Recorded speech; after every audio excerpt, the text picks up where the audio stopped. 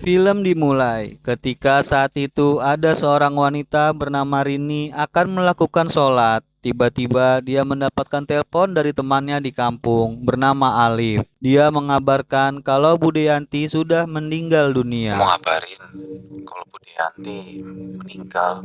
Budeyanti ini yang dulu merawat Rini sedari kecil. Betapa sedihnya Rini ketika dia mendapatkan kabar tersebut, sehingga dia memutuskan untuk pulang kampung bersama anaknya bernama Hafiz. Rini merupakan wanita asal Jombang dari desa terpencil yang sangat tertinggal. Desa tersebut belum sama sekali terjamah oleh listrik maupun teknologi, seperti telepon seluler. Hal itu terlihat ketika saat itu di desa tersebut sedang didatangi oleh tim sukses, salah satu calon yang akan meminta suara dari desa itu untuk memilihnya di pemilu nanti. Dia menawarkan agar di desa itu terpasang listrik dan jaringan seluler. Tapi petinggi dari desa itu yang dikenal dengan sebutan Pak Ustadz, dia menolaknya. Kami itu kecukupan. Karena warga desa tak membutuhkan itu, mereka sudah cukup bahagia dengan keadaan saat ini. Setelah mendengar penolakan itu, petugas tersebut langsung pergi dari sana. Ternyata tidak semua warga mengikuti perkataan Pak Ustadz. Ada satu warga yang menolaknya. Pak Ustadz itu langsung menghampirinya dan di sana itu dia diberitahu kalau seluruh warga di sana terlalu mengikuti perkataan Pak Ustadz tanpa mempertimbangkan hal yang baik yang akan didapat ketika listrik terpasang di desa. Dan juga dia memberitahu kalau Pak Ustadz selalu saja seenaknya mengatur dan menyuruh warga. Ketika dulu dia dengan sengaja menebang pohon dikarenakan dia akan membangun masjid yang baru di desa itu. Dan setelah itu Pak Ustadz dihampiri oleh seorang pria. Dia adalah Alif. Alif juga mencoba untuk membuka pikiran Pak Ustadz agar desanya maju mengikuti zaman dengan terpasangnya listrik dan jaringan seluler. Dan juga di sana sedang terjadi kemarau yang panjang sehingga membuat sumber air sudah mulai mengering dan keruh. Tapi lagi-lagi Pak Ustadz membantahnya karena dia merasa seluruh warga tidak membutuhkan itu. Lalu setelah itu dia pergi dari sana. Tak berapa lama Rini dan anaknya tiba di desa itu dan dia langsung bergabung dengan warga yang lain untuk mendoakan budenya. Lalu setelah itu dia beserta warga setempat segera menguburkan Budeyanti. Selama di perjalanan terdengar beberapa warga sedang mengomentari akan kematian budenya. Rini yang dimana merasa kematian tidak wajar dikarenakan sebelum dia meninggal dia pergi ke hutan yang terlarang di desa itu. Rini yang mendengar hal itu, dia pun mengabaikannya. Setelah Budeyanti dimakamkan, Rini pulang dari sana bersama Alif. Sambil berjalan, mereka saling bercerita tentang kehidupan yang masing-masing. Di sini juga Alif baru tahu kalau suami dari Rini sudah meninggal 3 tahun yang lalu. Tak berapa lama mereka berjalan, mereka sampai di sebuah masjid yang baru dibangun. Sambil mengobrol dengan Alif tentang masjid yang baru dibangun, tiba-tiba anaknya pergi menghampiri pohon besar di sana. Rini yang menyadari hal itu langsung mengejar anaknya dan langsung memberitahu kalau dia dilarang untuk pergi ke hutan karena hutan tersebut hutan terlarang bagi warga desa di sana. Di malam harinya Hafiz teringat sosok ayah. Sambil menahan rasa sedih dan rasa kangennya, dia memandangi foto ayahnya. Saat itu Rini yang melihat anaknya sedang sedih, lalu dia mencoba untuk menenangkannya sambil memberitahu kalau mereka akan tinggal beberapa hari di desa itu. Hafid sempat protes saat itu karena kondisi di desa tidak adanya listrik dan internet yang membuat dia menjadi bosan dengan suasana di desa. Tapi lagi-lagi Rini menenangkan anaknya sambil memberitahu kalau dia boleh ikut bermain sama anak-anak yang ada di desa. Dan setelah itu Rini langsung bersiap untuk menunaikan sholat. Dari sinilah Rini sudah merasakan ada sesuatu keanehan di desa saat dia sedang sholat. Rini merasakan aura kehadiran seseorang dari belakang. Hal inilah yang membuat dia tidak khusyuk menunaikan sholat. Dan benar saja, di saat dia bangkit dari sujud, terlihat di sana ada sosok yang mengerikan. Sosok tersebut dikenal dengan sebutan Kanzab. Kanzab adalah makhluk halus yang mengganggu sewaktu kita akan melakukan sholat. Dia senang berbisik ke manusia agar lalai menunaikan sholat dan tidak khusyuk saat mengerjakan sholat. Rini saat itu yang merasakan kehadiran sosok Kanzab. Dia langsung menoleh ke belakang setelah dia selesai sholat. Tapi sosok itu sudah menghilang dari sana dan tak berapa lama terdengar setan itu berbisik yang memanggil namanya. Dengan sedikit keberanian, dia mencari sumber suara tersebut. Tiba-tiba, mukena yang dia gunakan bergerak sendiri, dan ketika dia akan keluar dari kamar, betapa kagetnya Rini. Ketika sosok itu menampakkan dirinya yang membuat Rini ketakutan. Di saat makhluk halus itu sudah tidak mengganggunya lagi, Rini langsung melihat anaknya dan memastikannya dia baik-baik saja. Keesokan harinya, lagi-lagi Rini diganggu oleh sesosok makhluk halus. Dia sedang mengambil air di sumur. Wajahnya terlihat jelas muncul di air yang keruh. Rini pun kaget melihatnya. Tapi di sini Rini juga heran dengan air sumur yang keruh. Lalu dia pergi ke rumah temannya yang bernama Lastri untuk menanyakan hal tersebut. Dan sesampai di sana, Lastri pun memberitahu kalau sudah 2 bulan ini air di sana keruh. Padahal ya nggak kekeringan juga. Dan untuk mendapatkan air yang bersih, jaraknya sangat jauh dari desa. Di sisi lain, Hafid sedang bermain dengan anak-anak di desa itu, tapi ada satu anak yang terlihat aneh. Saat itu jalannya yang pincang, terus dia pergi menuju hutan yang ada di desa itu. Hafiz mencoba untuk mencegah dia untuk pergi ke hutan. Dia dihalang oleh temannya dan menyuruhnya untuk membiarkan anak itu masuk ke hutan terlarang. Dan setelah itu mereka pulang ke rumahnya masing-masing. Di malam harinya seluruh penduduk desa berkumpul di masjid untuk menunaikan sholat dan mendengarkan Pak Ustadz. Pak Ustadz memberitahu informasi perkembangan tentang masjid yang sedang dibangun di sana. Disinilah Hafiz mulai diganggu oleh Kanzab dan dibawa ke dunia lain. Hal itu terlihat ketika Hafiz melihat anak yang pincang tadi memanggilnya. Dia mengikuti anak itu hingga ke hutan. Sialnya, justru dia terbawa ke dunia lain. Seketika dia melihat sosok yang menyeramkan, dan ketika dia kembali ke masjid, tiba-tiba semua orang sudah tidak ada. Hafiz yang sangat ketakutan, akhirnya dia pingsan. Untungnya Hafiz ditemukan oleh warga, lalu mereka memberitahu Rini kalau anaknya berada di luar dengan kondisi tidak sadarkan diri.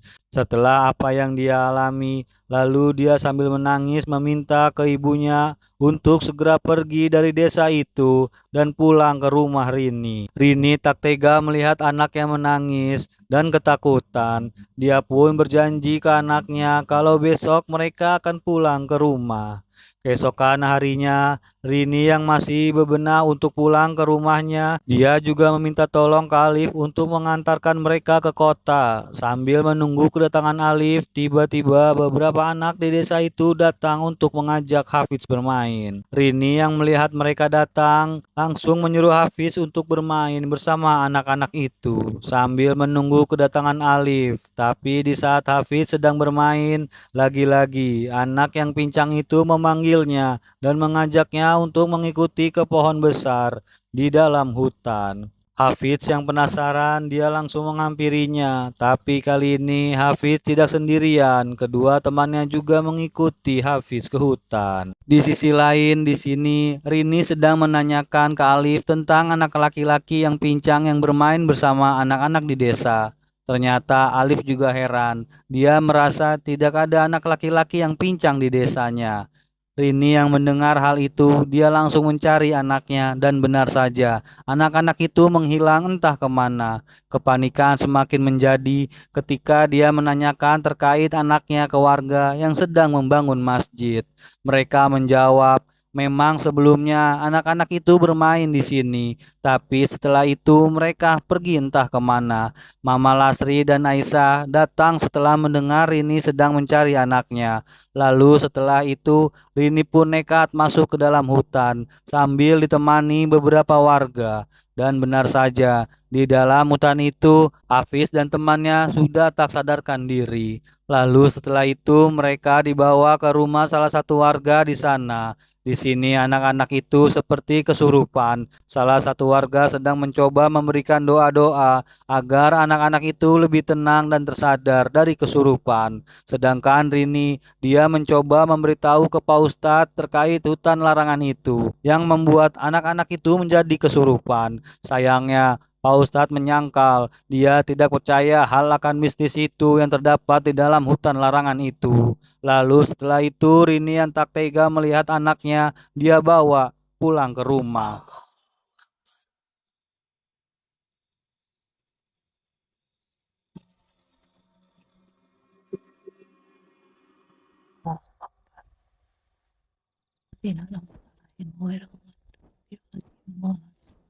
Allah,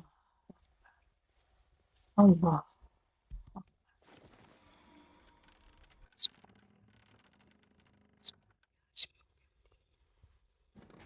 Astagfirullahaladzim. Keesokan harinya, Rini mulai menanyakan tentang teman anak-anaknya yang pincang itu.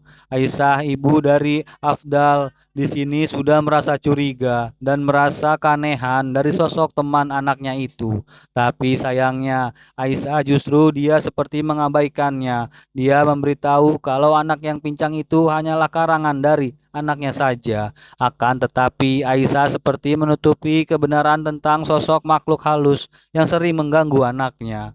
Lalu setelah itu dia mengabaikan Rini dan pergi meninggalkan Rini begitu saja. Rini yang merasa belum mendapatkan informasi terkait anak yang pincang itu, lalu dia pergi ke rumah Lasri. Dia menanyakan apakah si Iwan anaknya pernah menceritakan sosok temannya yang pincang. Tapi jawaban Lasri sama seperti Aisyah, kalau anak itu hanyalah sosok karakter karangan dari cerita anaknya. Nah, di sini Rini mencoba agar Lasri bisa mempercayai dirinya kalau anak yang pincang itu bisa membantu mereka untuk menyembuhkan anak-anaknya. Tapi sayangnya Lasri justru mengabaikan Rini dan dia mengusir Rini dari rumahnya. Rini yang melihat kedua sikap temannya itu, lalu dia pulang ke rumah. Di malam harinya, Rini mendapatkan mimpi buruk. Dia melihat anaknya sedang menaiki pohon besar yang ada di hutan sambil disoraki para warga sekitar. Lalu setelah itu tiba-tiba dia melompat terjun ke bawah. Rini yang kaget langsung terbangun dari tidurnya. Lalu dia segera mencari anaknya dan memastikan anaknya baik-baik saja. Keesokan harinya dia mendatangi Aisyah dan menanyakan kondisi anaknya. Dan Rini menanyakan apakah dia diganggu makhluk halus yang mengganggunya di saat sholat. Ekspresi Aisyah mendengar hal itu, dia langsung kaget. Tapi lagi-lagi dia menutupi kebenaran yang dia alami, kalau dia sering diganggu makhluk halus di saat dia sholat. Dan setelah itu dia mengusir Rini dari rumahnya secara halus. Rini pun pergi dari rumahnya Aisyah. Selama perjalanan pulang, tiba-tiba dia melihat Lasri sedang memandangi pohon besar itu. Tapi di saat Rini menghampirinya, dia langsung pergi dari sana. Rini pun mengejar Lasri hingga akhirnya dia menanyakan Lasri apakah dia melihat anaknya yang memanjat pohon itu. Sambil menangis, Lasri akhirnya mengakui kalau dia seperti diganggu oleh makhluk halus. Rini juga memberitahu kalau dia bisa melihat makhluk halus itu dan sepertinya dia ingin menyampaikan sesuatu ke Rini. Scene berganti di rumah Aisyah. Ketika Aisyah sedang membawakan minum anaknya, betapa kagetnya dia. Ketika saat itu anaknya sudah siuman. Aisyah langsung memeluk anaknya, tapi di sisi lain justru anaknya Rini masih belum sadar.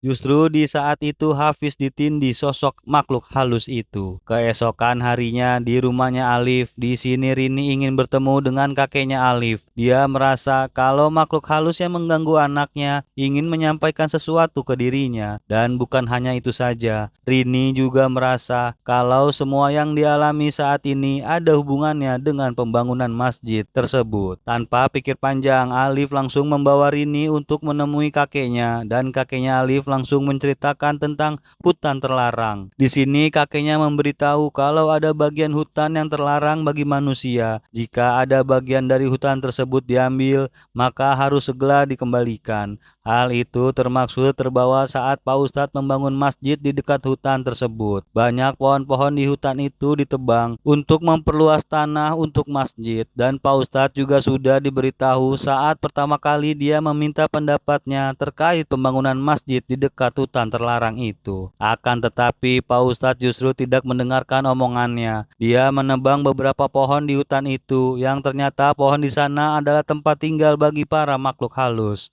Setelah mendengarkan penjelasan dari kakeknya Alif, lalu dia pulang ke rumah bersama Alif. Tapi di saat di perjalanan dia melihat salah satu pekerja di sana terluka dan dinding masih di bagian belakang juga tiba-tiba hancur. Rini pun semakin percaya kalau itu adalah ulah dari makhluk halus. Scene berganti kembali di saat ini sedang menunaikan sholat. Lagi-lagi dia diganggu oleh sosok makhluk halus yang menjadi makmum.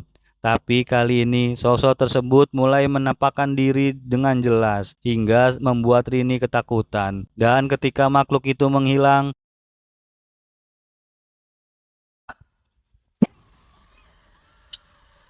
dia langsung ke kamar anaknya. Ketika dia melihat anaknya, kondisinya sudah semakin parah. Tubuhnya sudah penuh luka-luka. Ketika itu ada yang mencoba masuk ke dalam rumah. Ketika Rini kembali ke kamarnya, dia melihat anaknya sudah menghilang dari tempat tidur. Lalu dia segera keluar untuk mencari anaknya. Di sini Rini sudah dibawa ke dunia lain yang masih mencari anaknya. Tiba-tiba dia melihat anaknya menuju ke hutan terlarang. Tanpa dia sadari, sosok anaknya itu adalah jelmaan dari anak yang pincang. Tapi ketika anak itu masuk di balik pohon, keluarlah sosok yang mengerikan. Lalu sosok Hafiz yang dia lihat berubah menjadi sosok anak-anak yang berwujud mengerikan. Lalu kedua makhluk itu berbalik dan masuk ke dalam hutan. Ini yang masih terpengaruh dari makhluk itu, dia hanya bisa berteriak memanggil anaknya. Untungnya ada beberapa warga yang datang dan menyadarinya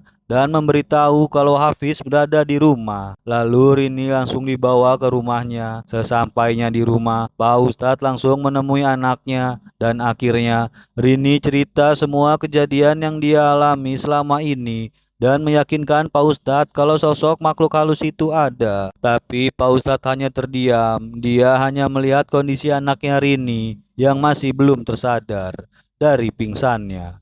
Keesokan harinya, Rini yang masih terpengaruh makhluk halus, dia menyadari kalau ada seseorang yang menebang pohon di hutan terlarang. Ketika dia langsung pergi ke sana untuk mencegah orang itu untuk menebang pohon. Di sini Rini sudah mulai. Tubuhnya dipengaruhi makhluk itu.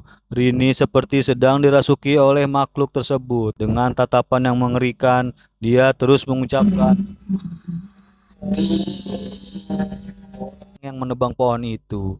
Tapi sayangnya mereka semua mengabaikan Rini dan pohon itu tetap ditebang oleh mereka. Dan benar saja, di malam harinya di saat semua warga sedang berkumpul, Rini dirasuki makhluk itu. Dia mengamuk karena rumahnya dia sudah dihancurkan oleh mereka. Dan di waktu yang bersamaan terlihat sosok yang menyerupai Rini. Di saat itu Hafiz sudah tersadar. Dia dibawa oleh makhluk itu dan menyerupai ibunya. Dan sosok yang menyerupai itu mulai mengajak orang yang sudah menebang pohon sebelumnya. Lalu dia mengiring orang itu hingga menuju ke pinggir jurang. Hafiz yang sadar kalau itu bukan ibunya, dia langsung berlari menjauh dari mereka. Dan ketika dia sudah menjauh, si penebang pohon itu terjatuh ke dalam jurang dan akhirnya dia tewas di tempat. Setelah dia membunuhnya, lalu makhluk halus itu mengejar Hafiz. Untungnya Hafiz berhasil kabur dan bertemu dengan Alif yang mendengar teriakan Hafiz. Lalu setelah itu dia membawa Hafiz keluar dari hutan itu. Sin kembali ke tempat warga yang berkumpul. Rini yang masih mengamuk, dia akhirnya keluar dari sana dan menuju ke hutan terlarang. Semua warga pun mengejar Rini hingga ke hutan dan mereka bertemu dengan Alif dan Hafiz. Dan ketika semua berkumpul, tiba-tiba Rini muncul dengan wajah yang mengerikan. Raganya sudah dikuasai oleh makhluk halus. Pak Ustadz bersama warga membacakan doa agar Rini terlepas dari pengaruh makhluk halus itu. Tapi sayangnya, ilmu makhluk halus itu begitu kuat hingga akhirnya dia mengambil Hafiz dan mencekiknya. Di sisi lain, kakeknya Alif yang menyadari amukan dari makhluk halus itu, dia langsung menyiapkan bibit pohon yang akan ditanam di hutan untuk mengganti pohon yang sudah ditebang oleh warga. Lalu setelah itu, dia menuju ke hutan, dan ketika dia sudah berada di hutan, dia bertemu dengan Alif dan meminta Alif segera menanamkan bibit pohon itu di hutan tersebut.